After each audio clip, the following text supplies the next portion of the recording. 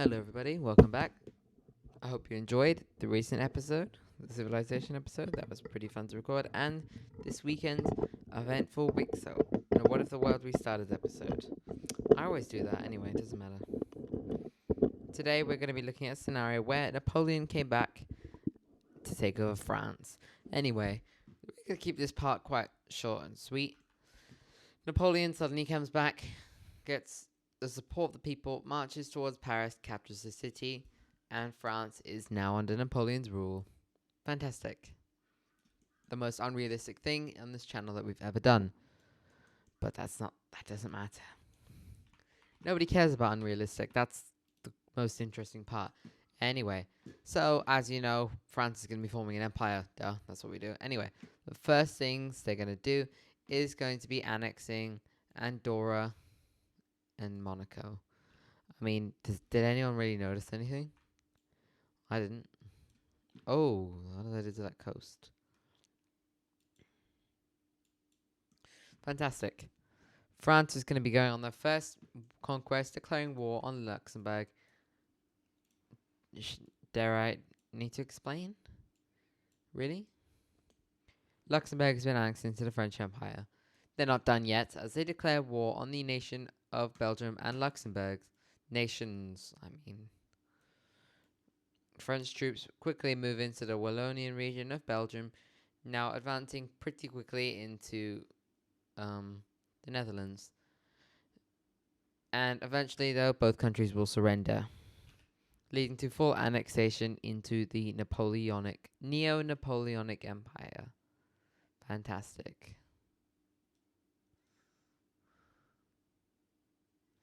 Lovely. So New France. Now, all of the countries that remain, of course excluding Switzerland, are pretty strong countries. The UK, still probably as strong as France. Spain, slightly weaker, but still a tough competition. Italy, almost as strong, getting stronger.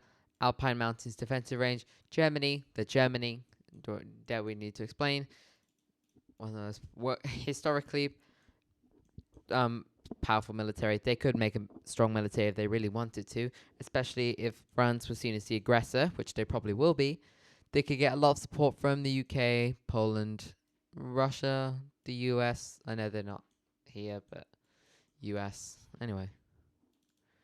So France is in a little bit of a rut here. They're like, what can I do with my land? So France goes down to Africa and declares war on Algeria. You know, I've been doing this quite, and Tunisia, you can't forget them. I've been doing this quite a lot, actually. I've been getting North African countries get obliterated by France. I don't know why. So, yeah, okay. Anyway, Tunis falls, the coastline falls, and I'm sorry. It's just, there's nothing else going to save you, Algeria, especially when we see Morocco joining the war on the side of Algeria. I know you may have just been like, what did they do that for? Well, they sorted out the thing by invading the rest of them. Now, with both sides in, once again, they do the usual, capture the coast, and boom, goodbye. Peace treaty. France annexes the majority of Algeria, while Morocco gets the rest. However, they thought they were allies of France, but no. France is quite evil. That's what I'm kind of trying to portray here, so yeah. French troops move into the previously occupied desert regions of Algeria and move into the regions here from Algeria. They move around the Atlas Mountains and go into the central northern part of Morocco, which is where everybody lives. They encircle the coastal regions, capture the south, and effectively capture Morocco. I know there's still a lot left, but I'm being honest, it's not as worth the same as. Basically, you could get rid of all of this and Morocco would still roughly be the same. I know they wouldn't have as many resources and all that stuff, but their population wouldn't change that much. Maybe 3 or 4 million, I think. But yeah, Morocco is going to get destroyed, and surprise, surprise, they're going to get fully annexed into the Napoleonic Empire. Lovely. The world is starting to think, okay, maybe there's something wrong going here. Maybe there's something that we don't like. So, Spain, Portugal, and the UK and Germany form an alliance together. The anti-French alliance. And of course, this alliance, even with the power of my backing, are still, and plot armor, are still a lot stronger. There's nothing I can do about that. They are. So, yeah, France is going to have to get some allies. And they will find one. Certainly they will. That being the nation of Poland. I think you can tell where we're going here, can't you? If not, then you obviously don't know a lot about geography or history. Because it's pretty obvious. Anyway, doesn't matter. This is our new map of Europe. France is thinking, let's declare war on Niger. Or Niger. Same thing. French forces just move straight down into the populated regions, send a few troops into here to capture any remaining settlements or nuclear sites. That's a little hint. Actually, that's the entire reason why they went in here. They wanted more uranium. And also France straight away leaves the nuclear non-proliferation treaty. Little Cold War reference there. And Poland does as well. I don't know if they were in it or not, but they're not now, 100%. And France starts developing hundreds of nuclear bombs, or at least starts developing nuclear bombs again, using fresh uranium from Niger, and starts to give them to Poland, who actually makes their first nuclear bomb. Germany's like, oh no. So then these guys get the permission from Big Sam to make their own bombs. And then we're going to have a lovely Cold War nuclear bomb situation here. But that's not what we're going to talk about, is it? Because that's boring, because we're all going to get blown up.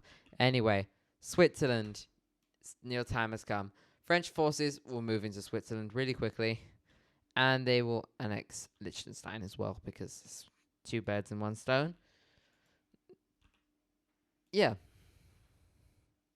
Fantastic. France just stretched out for no reason. But yeah, they did. This is our current map here. France is now whoa. France now decides they want a little bit of access to the South Atlantic. So they declare war on Burkina Faso, Togo, and Benin. Forces move in from Niger, and I mean, do we gotta really think about how this would turn out? Like, you being serious? They're gonna lose pretty convincingly to the power of Napoleon. Because I said they would. So yeah, they lose, and it's not looking good. Now they have access to the South Mediterranean, and the world is like, thank you, France, for no reason. France isn't done yet, and they will quickly annex the nation of Haiti to rub some more salt in the wounds.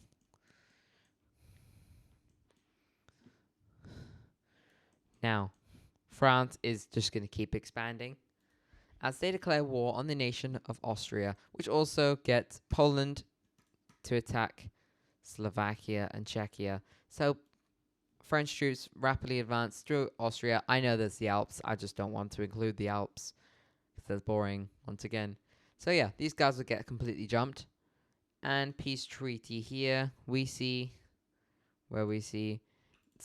Poland annexing Czechia and Slovakia while France annexes Austria. So these guys just got themselves a border. And while we're at it, let's just give them Slovenia. Because, yeah. And this is where the appeasement strategy is not going to work anymore. Because France doesn't seem like they want to stop. Good old World War II strategy. That doesn't work. Anyway, this French Empire has got really weird borders. And I don't like that. So they're going to be trying to fix that. Going after the nation of Italy. Which is where the anti-French alliance is going to, goodbye Vatican and San Marino, is going to have enough. So they will join the side of Italy, and we have just started World War III. Fantastic, guys. That's really helpful. Anyway, European powers and one European country, I'm talking to you, Portugal, are going to go against France and Poland. What a strong team. Anyway, we're not quite finished here, as France is going to get some more allies in Europe, starting with Hungary. I know. Really cool. Number 2, Ireland, which could actually be quite a big card. And yeah, I think that's it. Yeah. Anyway, so let's see how this war is going to go out. Well, that was a waste of time. The naval battle looks something like this. France has been building up the navy, but still, the British navy is superior. So there is a naval blockade of France for now. Or no, actually, there's not. The navy situation looks something like this.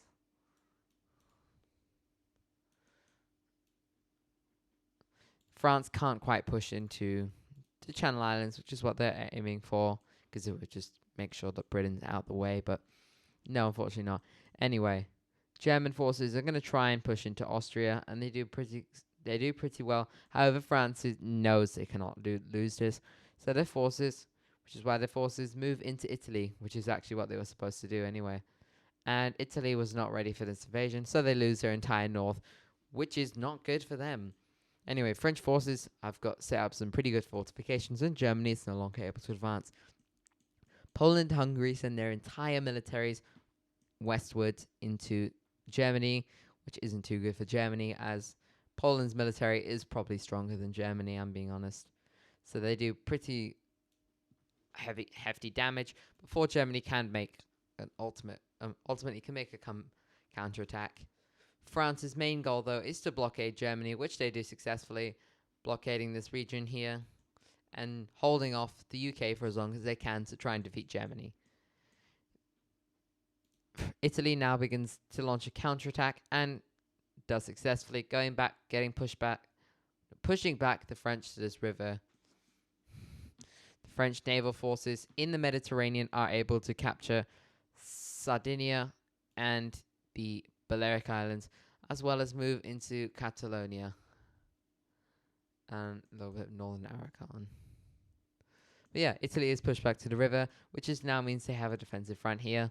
And France decides we should focus on Germany first. So they completely kick out the Germans, and now most of their military is launching a blitzkrieg of Germany. The forces push into the Ruhr, and they capture the Rhineland after a successful campaign. Germany tries to fight back, but they can't. With the combined militaries of all of these guys, Germany will end up collapsing and be destroyed. I know you thought that was quick, but yeah, nuclear bombs, helpful. Anyway, France now focuses. Poland and Hungary are now sending their forces down over here into Italy, and a third of France's army is in Italy. All of Poland and Hungary are in here. A little bit is in the north. A third is in the north, and the other third is in Spain, which they're doing pretty successful. And they start to conscript more forces, and they're moving to Spain right now. However, Spain, with British support going straight from like Cornwall and stuff into Spain, are fuel to launch a counterattack, which goes pretty successfully, and the battle of the recapturing of Barcelona begins. France cannot lose Barcelona, as this will mean they're going to have to fall back to the border again. So France decides, let's do it. So with all of them, they start a huge invasion into Italy. The entire Italian army is here, holding back the front. So France decides, okay, we're going to have to do this. So Poland and Hungary left on their own, and they are still advancing into Italy, although it is slower, as Italy has a pretty big mountain range that goes like through the entire thing, basically. They are advancing, capturing the San Marino, and moving into the city of Florence before Italy pulls off a successful counterattack and actually encircles quite a lot of Polish and Hungarian troops, which is not good. They fight in the city of Ancona. This is really bad. So France relocates the military and launches a naval invasion of Naples, which goes really well and actually cuts Italy into two. Forces reconnect up, and now Rome is cut off from Italy. And Italy can no longer fight back, and they collapse after Rome falls. Perfect. Now they can focus on Spain, as the entire most of over 2/3 of the French military now moves into Spain, and Spain cannot hold back this advance. Galician separatism rises up into the north. France captures the northern coast, and just like that, we've seen France collapse the entire front here as they capture Portugal, but not any of those islands in there. Wow, that was pretty good. Poland also invites the nation of Ukraine into this alliance, as well as Latvia, Finland, and Sweden. Now, they're going to go down a World War II route. We had to. I'm sorry. They declare war on Norway and the Baltics and Belarus, which actually surprisingly brings Russia into the war. And you just done it, France, haven't you? You have done it. There was no need for this to happen.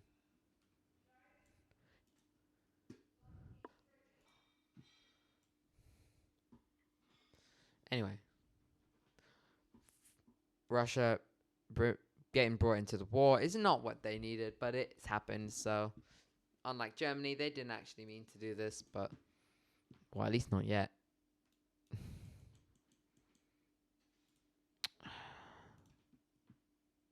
So yeah, this is going to be mixed. Russian forces will still advance into Ukraine because that's what happens. So they'll move into Crimea and the entire region like here. However, they start to move into the north as well, and into this western region of Ukraine. However, Polish forces are able to move into Estonia and capture the Baltics, as well as Minsk, which kicks Belarus out of the war, as well as re-liberate this portion of Ukraine over here, and start to push back towards the Russian border, getting pushed back now in Donetsk. It's not good for Russia, but it's good for the French. So Polish, Swedish forces are able to do pretty well in capturing all of Norway and even moving into the Kola Peninsula. Finnish forces move into Karelia. And yeah, this is what happened.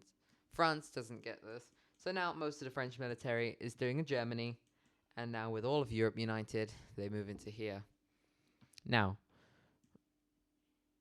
France has got a few extra allies Russia was not expecting. Number one, Turkey and Azerbaijan and Georgia, which is actually like pretty good, to be fair. Well, I mean, at least it's good for the French. And then, I'm sorry, Armenia, but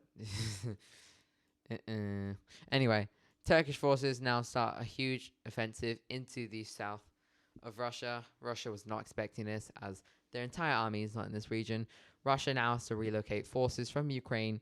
So, in effect, they've just given up Crimea and most of Ukraine, as Ukraine is now able to kick them out almost entirely, except for this region here.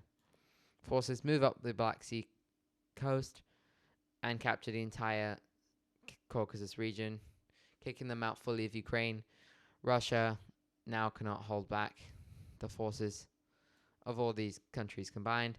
St. Petersburg falls, and it's not going too good. Now, this is not going well for everybody. However, we have a few saviors joining the war. Iran, China, and the US join the war, as well as Canada, because why not? We love Canada. I know this isn't great, but wait. And also, yeah, Iceland.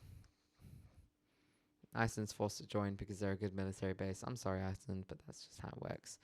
Anyway, goodbye, Haiti. Goodbye, French Guiana. You are now mine.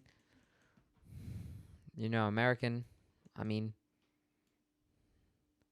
forces continue to move into Russia. However, Chinese forces come in and they start to get pushed back quite far. And it's no longer really that easy as this Chinese advance starts to move into Europe. American forces basically send their entire army, as well as Canada and the UK. They develop their army. Well, I mean, the UK hasn't really done much. They sent most of their forces into Germany, but they retreated, so they haven't done loads. And yeah, they land in Normandy once again. But the French were able to know about this, so they get pushed back. But they knew that it wouldn't be that easy. So they make another landing in Belgium and one more in northern Brittany. So fantastic. A huge naval landing across northern France. That's to come up. However, the French military is stronger than they previously anticipated, so they get pushed back. And yeah, this naval invasion has not gone as well as they thought they would. Anyway, back. Oh my gosh. Finland is out. Yeah. No way. They got destroyed by Russia. That must be sad. Russian forces, rejuvenated with Chinese military power, are able to push back. Russia completely kicks them out, and along with Iran, they move into Turkey. Turkey decides, okay, well, I'm not going to get anything else in this war, so they leave. Like that. And poor Ukraine, I'm sorry. Just, that's sad. Now, with the entire Chinese army here, as well as Russia, Europe now begins to get steamrolled, and France can no longer hold back the front, as we see rebels in Spain start to pop up. And along with another naval landing from America and the UK, Spain and Portugal have been reliberated. They start to move up into France, land in Morocco. The African colony is completely revolted, and France is on their last legs. They land in Italy and bring back the Italian government. Poland can't hold back the Russian and Chinese forces. Germany and Norway are reliberated. And before long, the once great French Empire is once again standing on its knees. They probably would have nuked them by now, but we're not going to do that. And yes, they've collapsed. Oh, Sweden. Okay. Yeah. Let's have a look at the peace treaty before the end of the video.